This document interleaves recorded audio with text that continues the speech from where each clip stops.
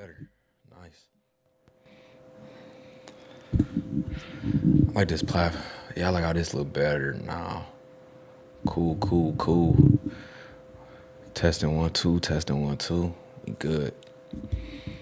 Hey y'all, what's going on? What's going on? It's the Operator Network with yours truly. So,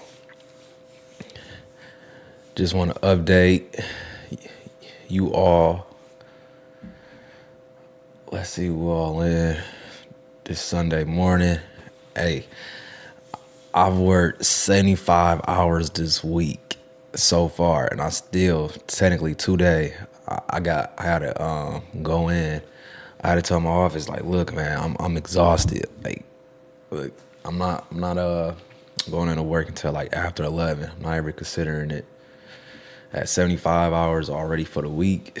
After today, I'll probably be at 80 or 85, somewhere in that pocket. I'm thinking. So my job I do right now, we go on call once every 5 weeks, all week, and it's for commercial HVAC and refrigeration.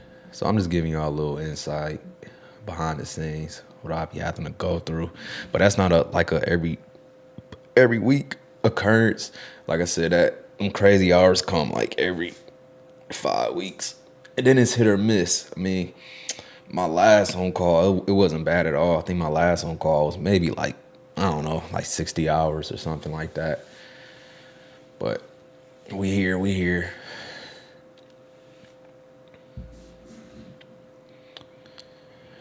And what I'm trying to transition into is racks. So anybody that knows about HVAC and whatnot, I'm trying to transition into rack refrigeration. So what I do in my company now is HVAC, package units, split units, unit heaters, tube heaters, space heaters, mini splits, heat pumps, walk-in coolers, walk-in freezers, reach-in coolers, ice machines. But those are all, self-contained. You know what I mean? Or with the walk-ins, it'd be self-contained walk-in coolers and freezers, or it'd be the split, the remote condensers set on the roof or outside.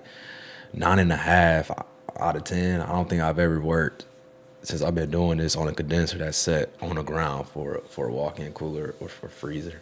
But anyways, that's what I'm doing. I'm trying to transition to racks, get into like that supermarket refrigeration. So the company that I apply for, well, I don't know if I'm supposed to be saying this a lie. But anyways, that's what I want to get into. So, yeah. And then if I land this one job, they're going to send me to Arkansas for 10 days. I'm like, okay, never been to Arkansas. And I'm not disrespecting nobody at home if you from Arkansas or whatever. But I just never been.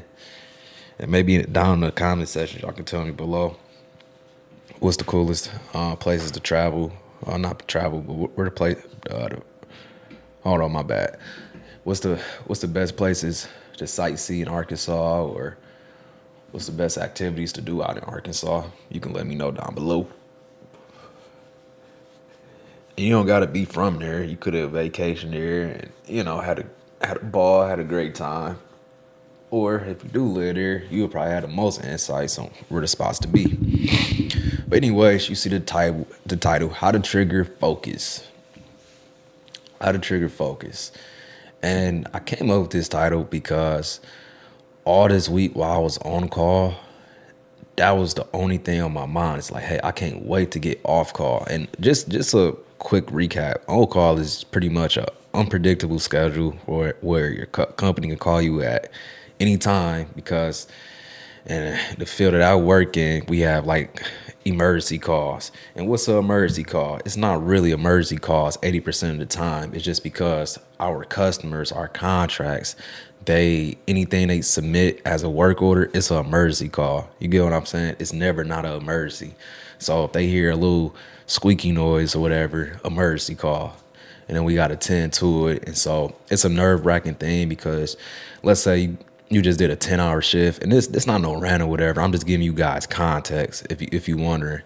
But you could do a 10-hour shift and you could be on your way home 5 minutes until you about to make it home, somebody calling you dispatch like, oh, it's emergency all the way 40 minutes this way, an hour this way, and then you be like, okay.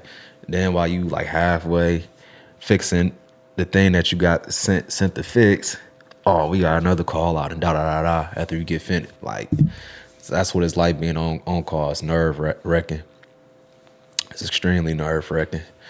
But anyways, like I said, that's what triggered this. That's what triggered me making this video, how to trigger your focus. And the thing, all I could think about being on call was like, man, once I get off a call, I'm about to be locked in.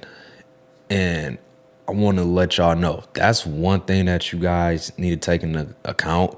I know that you came to this channel so you can be more disciplined and that number one priority to move the needle forward, but you still have to set aside time for your own hobbies and your own things that you have a real passion for. You know what I mean? Like that's very important. So, you know, they say what's the saying? Work hard, play harder, or something like that. So just always keep that in mind. And you know, me being on call, always just remember, it always gets me like back in that mindset. Like, you know what, this is why I go so hard, because time is limited and time is precious.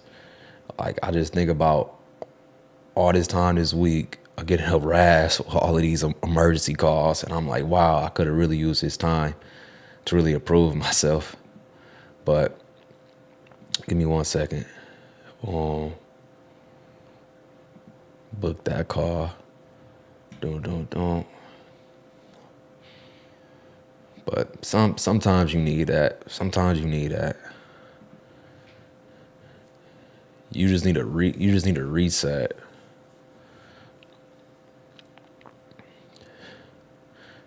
You just need a reset. And that can even go from being overworked for something that you don't want to do, like me doing all these emergency calls, or that can even be a reset from doing things that will push the needle, man. Because what happens now is all you can think about is obsessing. It's the anticipation of getting back locked in, and you need those. You need those to like really trigger your focus.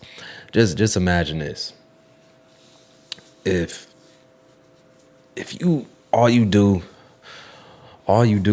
is just every single day, let's say you committing, I don't know, 14 hours to your business, or you're committing 3 hours a day in the gym, and y'all know that's not even an appropriate amount of time, as they say, to be spending at a gym working out. It's like 3 hours. But anyways, if you kept doing that nonstop, you're gonna burn yourself out.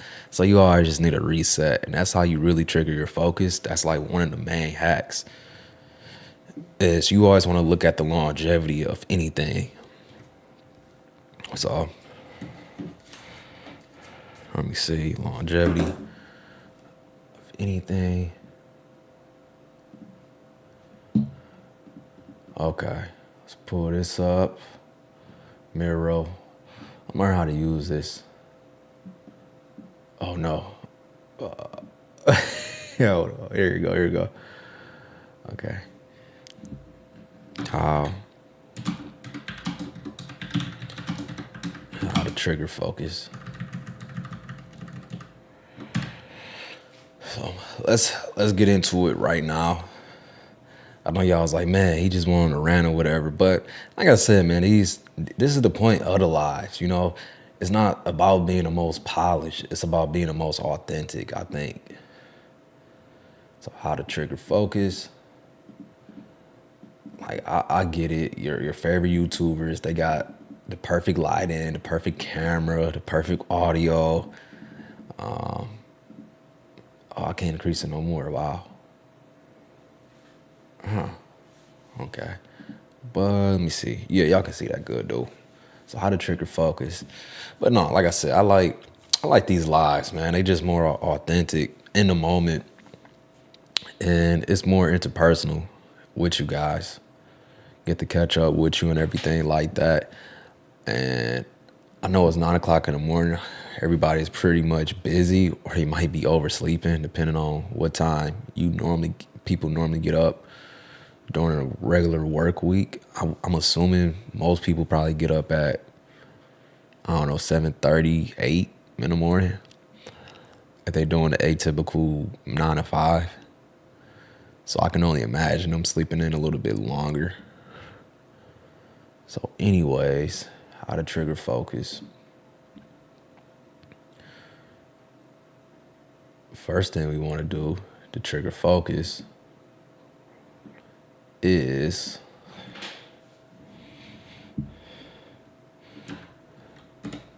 obsessive. Oh my God. Obsessive goal in mind. Obsessive goal in mind. So, what's the obsessive goal in mind? I can't wait to get quick and sweet at this. Let me see. Boom. Ooh. Oh, y'all. Ooh. Oh, my goodness. Now I got to change the color. What color should it be? Oh, how I change the color?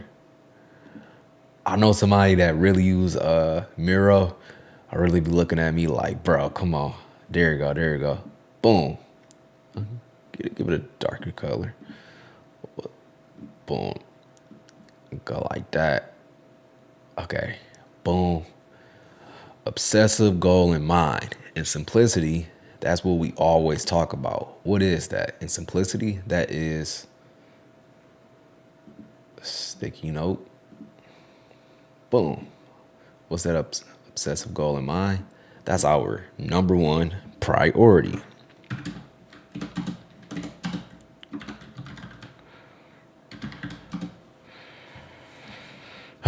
Like I said, y'all, I'm exhausted. So if I'm making all type of spelling errors, that's the main contributor. Let me see. Number one priority. So obsessive goal in mind, number one priority. This is how we trigger focus. Like I said, this is why I like what I can offer to you guys, because most of the people that's trying to teach you guys to have more discipline, they're letting you just like problem dump on them, and you guys are trying to like be more disciplined in like 5 different aspects, 5 different areas in life. Like we know we need to focus on the number one thing. This is how we trigger our focus. If we just focus on one thing, it's easier to achieve that one thing, that one vehicle. Remember that. This is even in sales, right? They say, hey man, don't give, if you selling a t-shirt, t-shirt like this, don't give the customer 20 different colors to pick from, because they'd never choose. When you guys come to me, no disrespect, but I don't want you to like, load on me 5 different areas of life that you want to be focused in and you want to trigger focus for and you want to be disciplined for. I don't, no. One thing. We worry about that one thing first, and then after we get that one thing structured, locked in, and focused, where it's automatic, automatic basal ganglia. You can see the brain in the background. I got other posters right here, by the way. But anyways, once things become automatic, then we can move on to the next thing. And the next thing, we can make that the number one priority. Then the next thing, we can make that the number one priority. Now we have 3 things that we just became super disciplined and focused and locked in with. But it all starts on an obsessive goal in mind. And that is your number one priority. This is how you trigger your focus.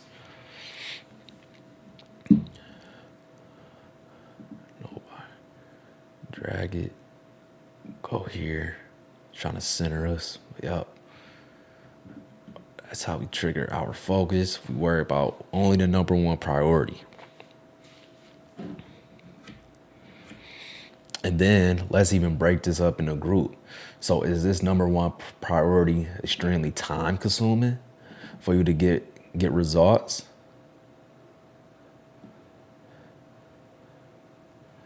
And we have to ask ourselves, does that matter? I mean, yeah, it matters to a lot of people. Hold on. How do you widen it? Oh, wow. So you can even do that with the arrow. Man, when I get sweet at this, it's gonna be sweet. Hold on. tight. Oh, ain't make no difference. Give me 1 second. Y'all gonna see me get better at Miro in real time. Let me see. More shapes, create a diagram. Nah. They gonna make me a preset one. Nah, that's boring. I want to be able to make one from scratch. Like I said, like my guy Emery, bro. He made this Miro look so easy. But I know it's just practice. So we'll do this. But oh no. Oh no. Ooh, then I'm gonna turn it. So our number one priority. Now, our number one priority, it branches off into two things. We got boom, we got short term. Okay. Boom. We got short term. Then we have what you can imagine, long term.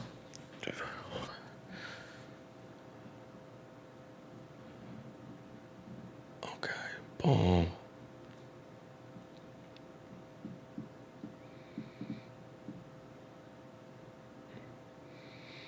I just want to say again, I hope you guys are having a wonderful Sunday morning.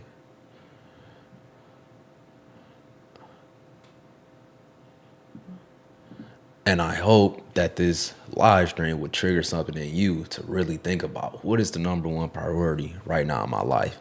So we look at two aspects of the number one priority. We look at that obsessive goal in mind, which is our number one priority, with the short term and the long term. Hold on. Give me 1 second. Short term and the long term. So long term, ideally, whatever you're trying to achieve, how long would it take? Now, is that losing, 10 pounds? How long realistically do you think that'll take? Do you think it'll take 1 year? And 1 year to somebody may not be that long, long term, but in a general sense, you can consider that long term. So that's long term. But what can you do in the short term? And the short term is really the most important thing, more so than the long term. If we can still see that clear, yeah, we can still see that clear. So long term is, of course, great too, because the beautiful thing, oh, you can't really see it. The beautiful thing about the long term is that once it's like accomplished, you just look back on like how much work it took to get there. But it's the short term that's very important, because what I've always said before, it's the small things that make the big thing. And what we do sometimes with goals is that somebody told me this before, right? And I think this is great. They said that a long-term goal is like too overbearing and too much if when you think about it from time to time, it almost irritates you. It almost irritates you, make you upset and mad because it seems like it's that far out the way. Now I know it's a devil's advocate to that when people say, hey, what's the saying? Shoot for the stars and land on the moon. I'm pretty sure that's the axiom or whatever. But what people don't tell you about that, when all you can think about is shooting for the stars, it's exhausting. Because ideally what a long-term goal should be is something that should be it should be like near in sight. And I'm not saying near in sight like it's going to come a month from now, 3 months from now, 6 months from now, but it should be something that is at a place where it's reasonable to a point where you can really picture yourself and you can envision it. So the short term is the thing that matters. In the short term, so we got short term is the thing that matters. Obsessive goal in mind, number one priority, short term, long term. And then the way we get the results from the short term, see if I can make a copy. Oh, I'm getting quicker at this. Look at me, short term. The way, put it right there. The way we can get the short term is systems. Systems. And it's funny, y'all see what I'm doing with the long term, right? The long term is just the long term goal at hand. But it's the short term. It's the small things that you can do every day, or like I said, you could take resets. It don't have to always be every day. I mean, do you work out every day? No, you don't work out every day. Do you always eat healthy every single day? No, you probably gonna have a cheat day once out the week, or I don't know, once a month. Are you always going to read for 10 minutes straight, 30 minutes straight a day? No, but come on. Are you always going to book business calls? Are you always going to be super consistent and locked in 24/7? No, there's going to be times when you rather spend that time with your family, the time that you can't get back and things like that. And that's okay. But in the short term, we always have to think in systems. And systems work even when you don't feel like making them work. So we got systems. Systems.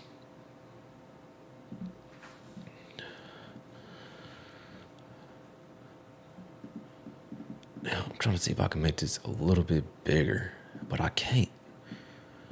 It gotta be a workaround with this.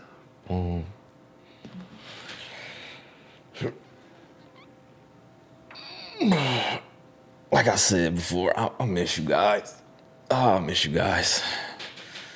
So, how to trigger focus, obsessive goal in mind, number one priority, short term. We have systems in place. And then with these systems,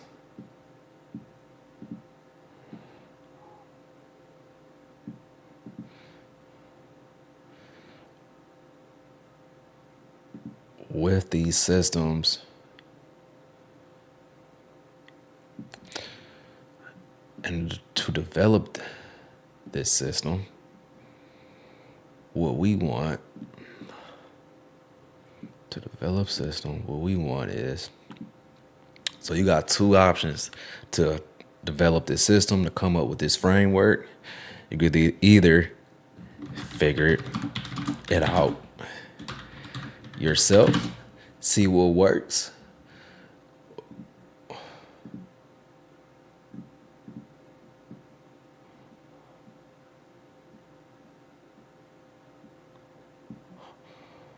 let me turn it systems. Or, matter of fact, I think this is a good time to, I gotta make them arrows wider. Hold on.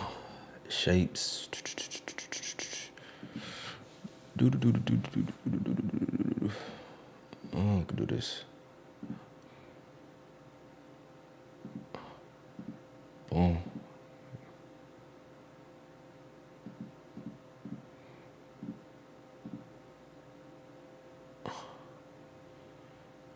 I don't know what did it mean to unlock it? I don't know.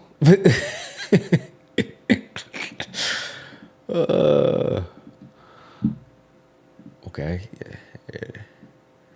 Hey, it's not the system. It's me. All right. Okay. Phone. Look at me. I want to be a neat freak so bad. So figure it out yourself with the systems, or have someone figure it out for you or with you. Not a person. So you got systems, you can figure it out yourself. Have someone figure it out for you or with you.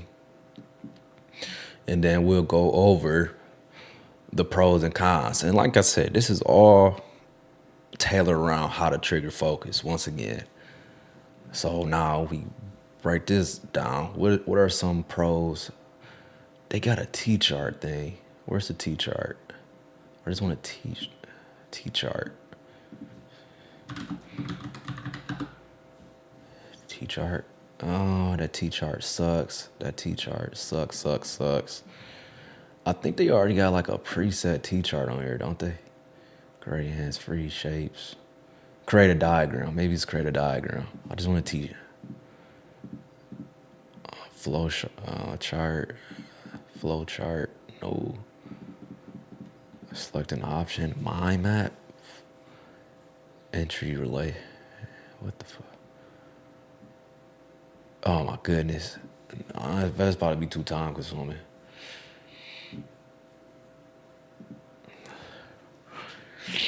I want to make sure the visuals is right so this can be cohesive and digestible. Research. It'd be funny. It'd be like some platforms and software. It's just like, just give me the simple things. You always gotta do the fundamentals, tables.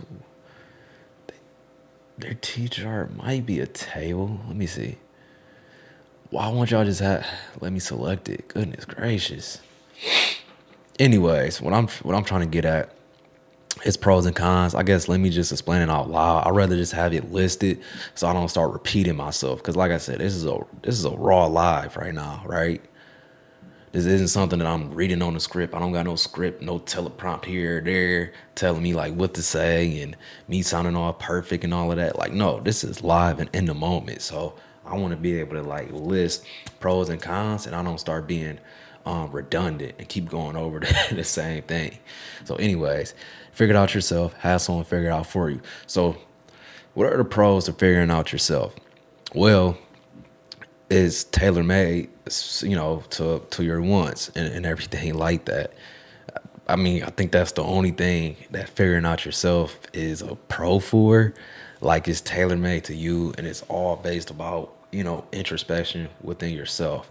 Now, let's list the cons. And it's funny because now when I list the cons, then it's going to just answer all the pros of have someone figure it out with you or for you. So all the cons of trying to figure it out yourself is that, for one, it's extremely time consuming. No disrespect, but if focus has always been a struggle for you, then it's going to take more 9 times out of 10 than yourself to break you out of that. You know what I mean? Break you out of those old bad habits. And, we can always go over habits, like bad habits and good habits are subjective, of course, but nonetheless, it's extremely time consuming. And another thing is that when you figure it out yourself, you actually lose more money because of what they say, time is money. So you trying to figure this out, trying to test things out on what works, and you don't have any data that supports it, you don't have anything that's proven that helps you lock in, then you just threw yourself out into the middle of the ocean, essentially. When you have somebody else that figure it out for you, somebody that has made it work in their life, then you will have better insights and you will have more practical steps, because sometimes it's not always going to be the sexiest things, the most revolutionized things that comes to mind. No, it's always going to be the simple things, right? It's the simple things, the fundamentals, the underpinnings. That's the thing that's going to really get you to where you need to go. And having somebody else to figure it out with you, it's another con to that is that I get it. Some people don't like that. Some people's, ego or pride get in the way when somebody's trying to help them with them, but these are some of the cons. Well, let's make that a con when you're trying to figure out yourself, is that it's ego and pride driven more so, because when I just told you the cons is that it's time consuming and time is money, then you understand now, like, what's the point? And then you have no data that backs it up, that what it's going to take for you to trigger your focus. Then this is like a no-brainer that you have somebody to figure it out with you or for you. That's the beautiful thing about social media now. You have things, everything is convenient. You have people that can actually help you with things like this now. So there's no excuse on why you can't get to point A to point B. Now, of course, you have some, how can I say it without being like rude or dismissive? I mean, you have some, do I want to say gurus or you have some people that just sell a service or something like that, and it's just a money grab, and they're selling you things that they haven't even tested on themselves. Like I said, over maybe this is a shameless plug, but over Operator Network,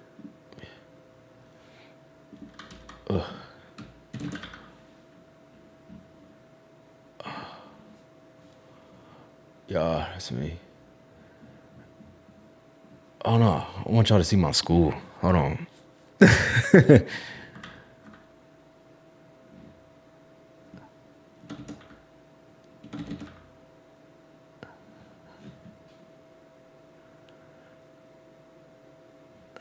Give me 1 second.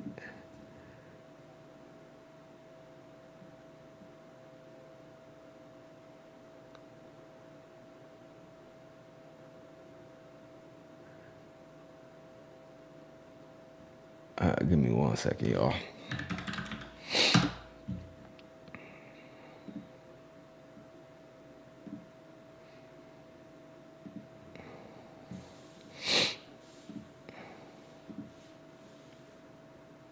Blow this screen up. Oh, over an Operator Network, that's what we help do. You can book a one-on-one with me, and it's seamless. You can download the school app right now, and all you gotta do is click here and book a call with me. It's that simple, nice, simple, and easy. Pick a day, pick a time frame. Simple, simple. Whoa, why aren't I available on Fridays? Oh, I'm gonna talk to my staff. I'm gonna talk to my staff. Oh, why I'm not available on Fridays. We missing out on helping people with bookings. Oh my goodness. I better talk to him about that. But pick a day, pick a time. We can talk, chop it up one-on-one, and see if we're a good fit for one another, which that's the main step. You just have to care. And you just have to care about changing your life. That's all. That's all I ask for. When you come over, just care about changing your life for the better, moving the needle for yourself, and then having transparency with me. We're all human, so the one thing that you don't want to do is don't lie, or the program won't work. Because if you tell me, yo, yeah, I've been consistent for 4 days straight, and then it's like, then we go a week after that, and then he'd be like, hey man, I ain't gonna lie, I wasn't consistent or whatever. Then it's like, how can I'm gonna explain it like this, if this makes sense. How can I teach you how to get to the letter D if you don't know ABC? Does that make sense? So now you telling me that, hey, I know ABC, and then I'm ready to move on to D, and you still stuck on B. It's not gonna work. It's not gonna work. So that's all I ask. And we're human, man. I'm not gonna judgmental towards you, being transparent. But that's a beautiful thing. If you're stuck on A, then I'm gonna make sure we get out of A. And if you're stuck on B, I'm gonna make sure you get out of B. And then we're gonna get a C, then we're gonna get the D. And it's funny that I said A, B, C, D, because my mentorship is literally like 4 phases. So that's the cool thing. And I'm not going to pull up what those 4 phases are. You just have to find out for yourself. But, love you guys. This was just a live stream with yours truly, have the operator. This has been a good one. And it's funny. I'm slowly getting better at Miro. Slowly getting better at it. I get some downtime today on this job I'm about to go look at. It's this pharmacy. They having some type of complaint about this. It's getting too warm. Those pharmacies, man, oh my goodness, they get the crying.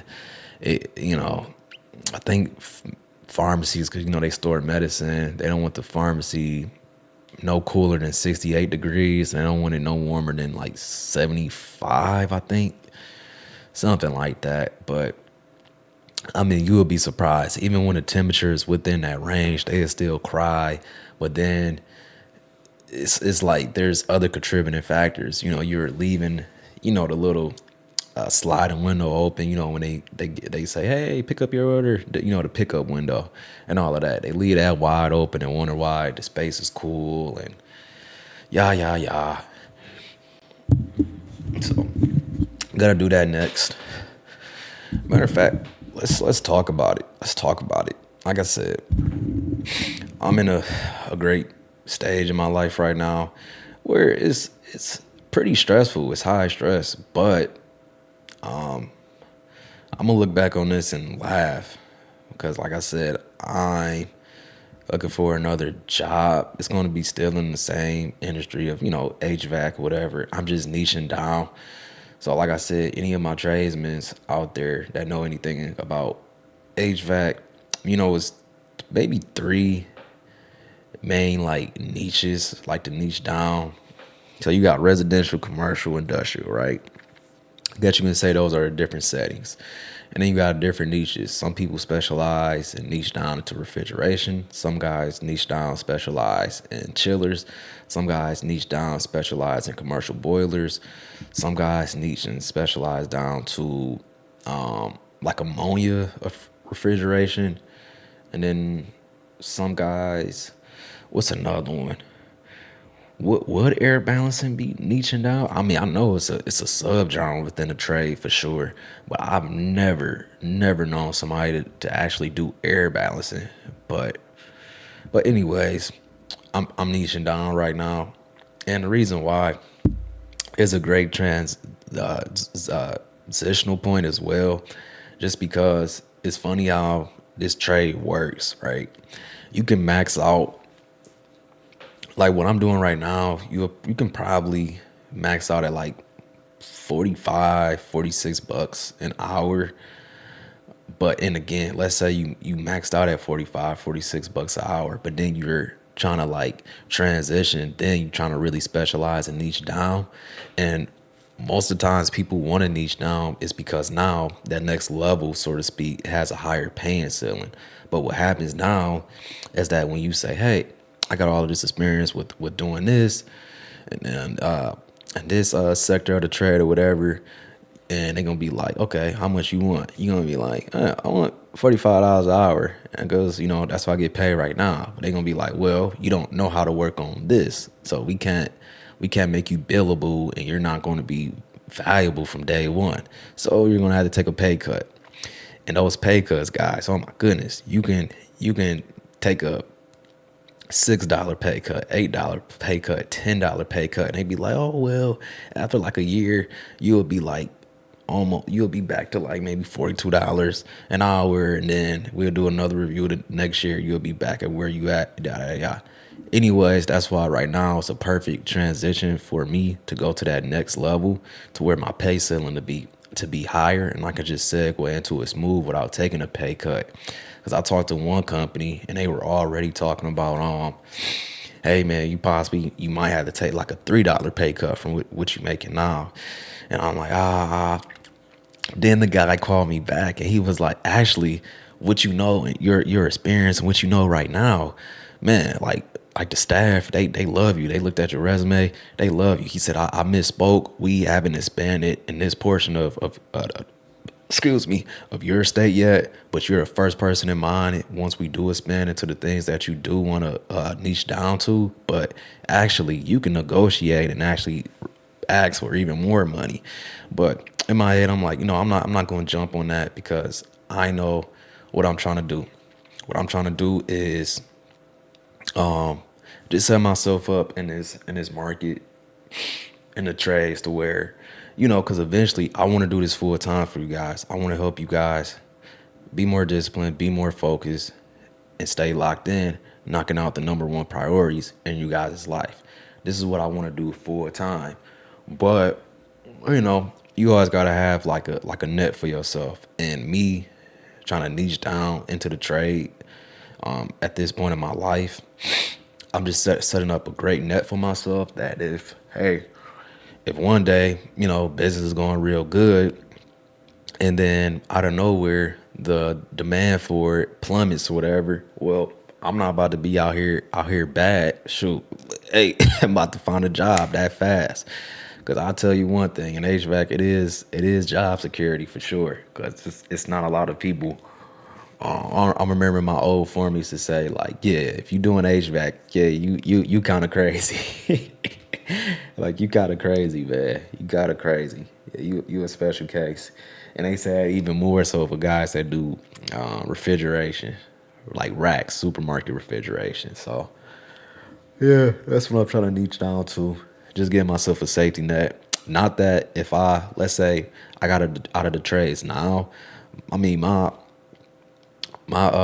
resume is still extremely valuable to the market. I mean, it's people from Indeed always shooting me proposals left and right, anyways, as is. But once I niche down into this thing, man, it's going to be just as simple as, like I said, if this ever plummets what I'm doing right now, helping you guys and yada yada yada, making a living off of it, giving you guys value, yada yada yada. If this ever plummets, then within a week I'll be back employed with like some reasonable pay. You know what they say, like the average, what the average American.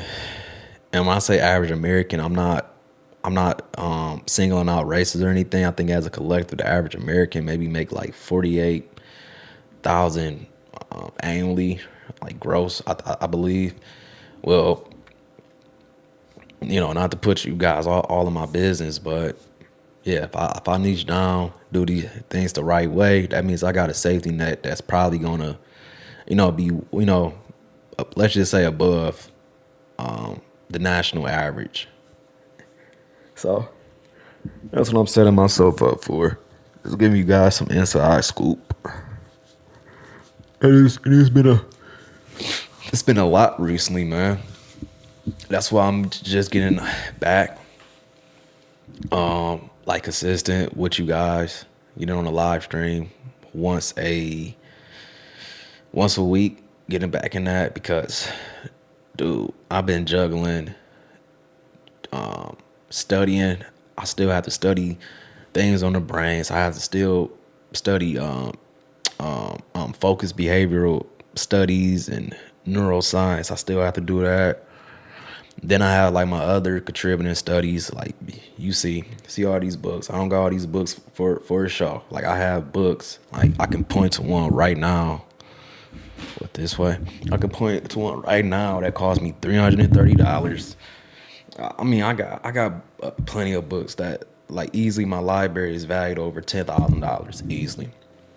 Because sometimes you can buy books. I don't know if I've ever spoken this before. You can buy books. Sometimes, matter of fact, anyways, I don't know why I'm rambling, whatever. I'm just giving you guys an update on why I've been inconsistent because I've been juggling a lot of things. I've been had to study. Then I've been taking phone calls to set up job interviews. I've been trying to set up booking calls for the service that I'm offering. I've been had to jump on like YouTube, like meeting calls, business meeting calls, all of that. This week been a crazy week at work. I'm already at 75 hours at day 6. Today will be day 7. But like I said, I'm about to leave out probably the next hour for that. So man, I'm juggling a lot right now, but it's okay. I'm gonna look back on this and I'm gonna be able to give value, make a living for it, and it'd be a passion for mine. And I'm gonna go full time with that eventually one day. And that's the thing. That's the long term thing that's in mind. But what do I have to do in the short term? I just have to keep implementing my systems. And like I said, me posting on YouTube, this YouTube live, it wasn't for my life right now. It wasn't the number one priority. That's why I just wasn't consistent with it, just for transparency, right? Like I had another thing in life that was the number one priority, and I was super consistent with that. So we getting back around to it. You know how how it goes. Hey, I'm one person, you one person, so I understand that wholeheartedly. But anyways, that's my ramble or whatnot. How long have I been on? 45-minute live. Cool. So I appreciate y'all. If y'all stood. If y'all stayed this long, y'all know what to do. Like, comment, subscribe. See you next time. Don't be stuck and done forever. Let's learn and grow together. It's Hef.